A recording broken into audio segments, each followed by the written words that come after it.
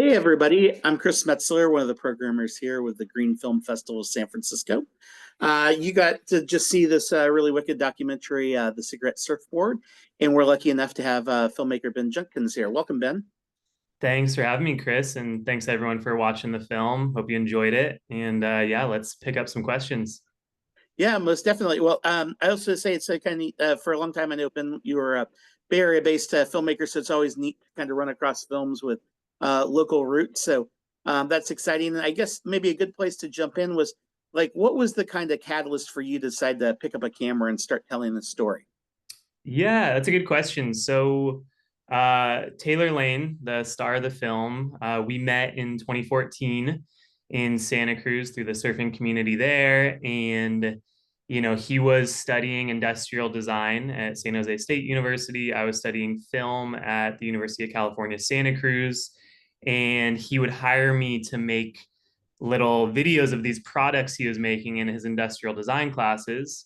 And over time we developed a friendship and then kind of this working relationship where every so often he'd bring me in to make one of these videos for him. And when he came up with the idea for the cigarette surfboard, as a surfer and as someone who kind of has this, I've always had this environmental ethos. I grew up in a family where that was a big part of my upbringing. And when the idea for the cigarette surfboard came along, I just knew this was a story worth following. And so for me, it kind of blended this passion of surfing and this passion for filmmaking and this passion for protecting the planet all wrapped in one. And we just ran with it. We had no idea where this film was going to take us at the beginning. Taylor started building the board. We started meeting with people. Everyone had something to say about, the flick of the cigarette. I think everyone can connect with that. And I think that affects people in profound ways, angers people, makes them sad,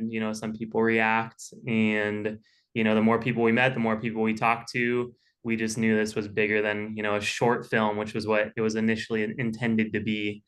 And yeah, 6 years later, we have a feature documentary on our hands and here's screening at SF Green. And as you kind of started digging in, you kind of alluded to this is started as a short film, and you realized there was a much bigger story to tell. Um, how do you kind of switch your brain, both you and Taylor, to like be in for this kind of marathon, in the sense of like knowing that maybe you don't quite know where the film's going to go, but there's something like, how do you kind of maintain that endurance and stamina creatively? Yeah, that's a really good question as well. So we thought when, at the beginning, it was really making a video for the contest, which Taylor won.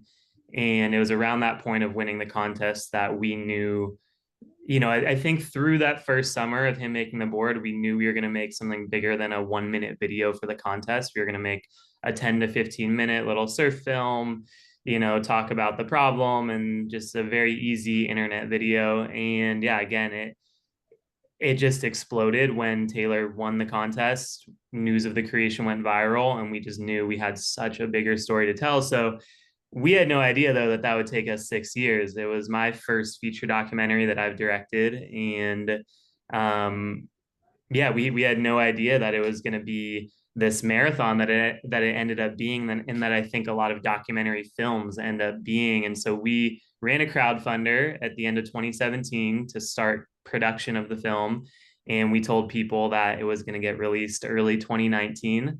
Lo and behold, here we are, 2024. And I think Act One and Act Two of the film, which is Taylor building the boards and then going around the world and meeting with these incredible professional surfers, that was sort of always the plan from the beginning. That was kind of part of that initial storyboard.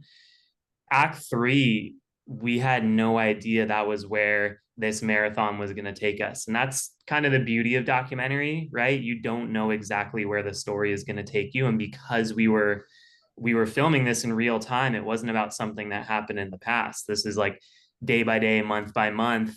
Legislation is moving forward at the rate that it moves forward.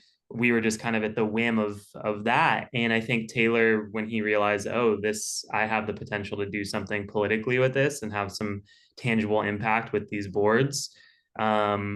I think we knew it was gonna the film, the how long it would take us to make the film depended on how long some of this legislation took.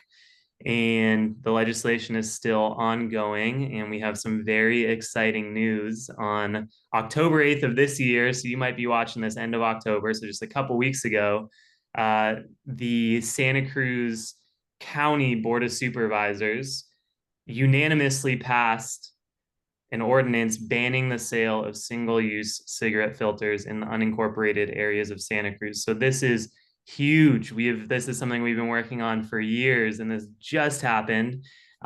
This isn't in the city of Santa Cruz, where in the film we had been putting our efforts, but basically after Justin Cummings, the Santa Cruz city council member from the film, his term ended on the city council in 2022. He moved to the board of supervisors, and we had just built a relationship with him. He really believed in the project. This was something that he also wanted to see get done. So he took this policy with him from the city to the county. And over the last year and a half, there's been a lot of momentum at the county level. And we're just, yeah, we are so excited to see action happen from something that we started so long ago, and this community come together, this grassroots activism actually creating change. Well, congratulations, nice job. As you were kind of making the film, as you shared the story, with like friends at like a backyard barbecue party or out on the lineup, was this kind of a story that those that kind of live in kind of coastal communities that just like it resonated with them, or were a lot of people just not aware of like what the larger problem was? I would say that most people already had a visceral reaction to littered cigarette butts and to the impact that has on our city streets, on our beaches, and the ocean. Um, and I think that really crosses bipartisan lines, right? This is something that almost everyone can agree on. No one wants littered cigarette butts. Like, it's such an agreed upon issue. But I'd say a lot of people, including myself, when I started this project, I didn't know that the filter was made of plastic. I thought it was like cotton or something.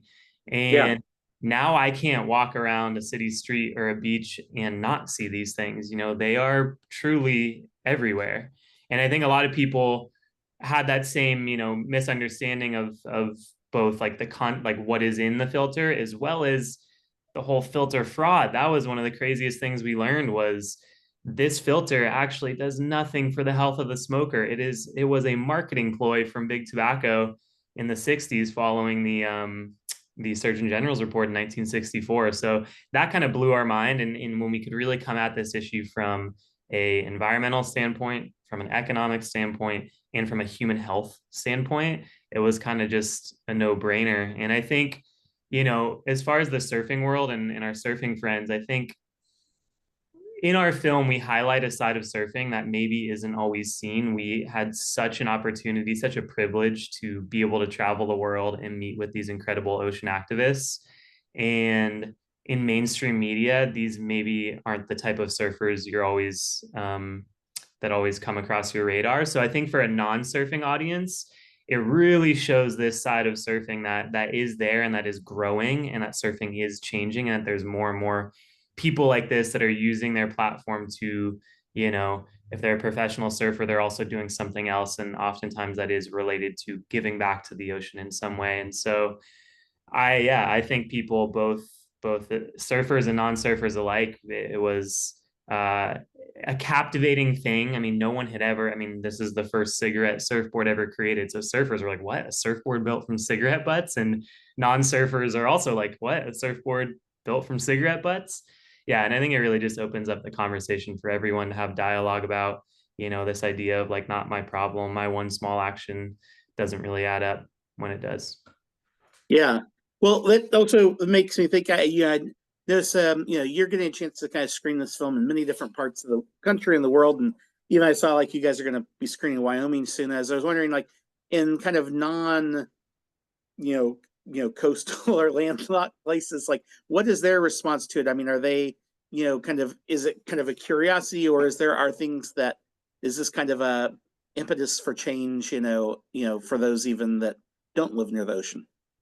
Yeah, it's a good question. We just screened the film in Wyoming, which I'll take that as an example at YO Film Fest, great little film festival in Sheridan, Wyoming.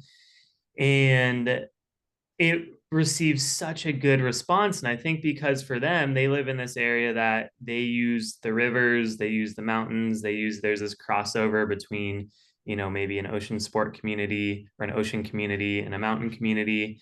And one person spoke up at the Q&A who has done some research around the impact of cigarette butts coming off the city of Casper in Wyoming into one part of this creek that is really polluting the creek and affecting fish and wildlife there. And they've done research and it's directly related to the cigarette butt litter. It's a big problem there. So for me, that was actually really cool to hear like, oh yeah, I'm very much in the ocean conservation world and the surfing world, but this is something that affects people everywhere. There are waterways around the world. And so I think for them to have that, for people, landlocked audiences, it's still applicable where they live. It's not this far away thing. And there's a really great quote in our film that Eski Britton, the Irish professional surfer and scientist, says that is 50 to 80% of our oxygen comes from the ocean. Even if you're landlocked, every other breath you take comes from the ocean.